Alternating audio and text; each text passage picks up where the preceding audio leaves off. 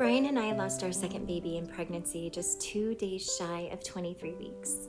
She was 1 week away from what's considered viability. Paige dying was something that we never, ever imagined. Laboring and delivering a lifeless baby and then planning her funeral all in the span of 1 week was too much to bear. As a woman, I carried so much guilt because it was my body that carried and failed her, right? I now know that this isn't true. I didn't fail her. This broken world did, but thoughts like this haunted me.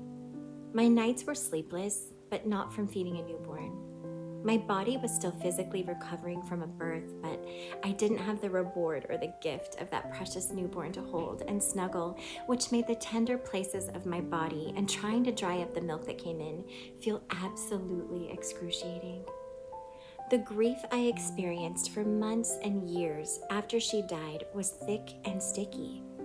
I joined my local hospital support group then, and I'm really grateful for the way that they served me in a season, but often I would leave those groups sadder than I was when I walked in. There was no hope. There was no talk of true healing, lots of sharing the sad parts, and I was left feeling like, okay, now what? There's got to be something more. I tried counseling at my church, and though my women's pastor was very kind and told me what was true, just hearing that I shouldn't grieve like the world because I had Jesus, giving me a hug, and then sending me on my way, left me really confused. I needed to lament. I needed to cry. I needed to bring my real, honest, hard questions before the Lord, and I wasn't strong enough to do that myself, and the help that I had been seeking didn't encourage me to do that. Until I found Hope Mommies. I had been drowning in my sorrow for so long and looking for a lifeline, and they pulled me up and sat with me in all of it, like no one else had ever done before. My life changed when I found Hope Mommies. I didn't just have a community of sisters that would listen to me cry. I had a community of sisters who would cry with me and encouraged me with gospel truth. And they didn't shy away from the ugly, hard parts of grief that we have to deal with in this life.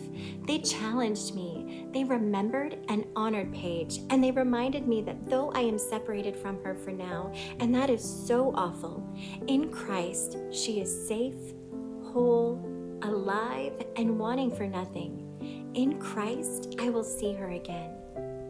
As each of us walk this broken world, we all experience sorrow and suffering of different kinds, and in it, we have choices to make. The greatest sorrow of my life would truly be not knowing Jesus, not the death of my daughter. I will miss Paige forever, but Jesus saves. My daughter doesn't.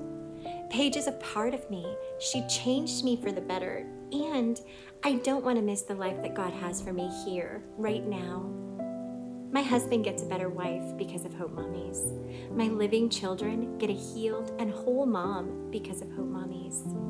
Because he lives, I have hope for today and for tomorrow, and I want every grieving mom to experience the restoration my soul has found, and Hope Mommies can help her do that. Hope Mommies points to the source of hope, and there is nothing better. In the busyness of this holiday season, will you stop and consider the impact that you can have on a woman like me?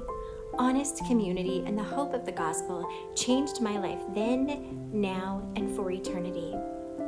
Support Hope Mommies today and give gospel hope to a woman in need. It will be the greatest gift she'll ever receive.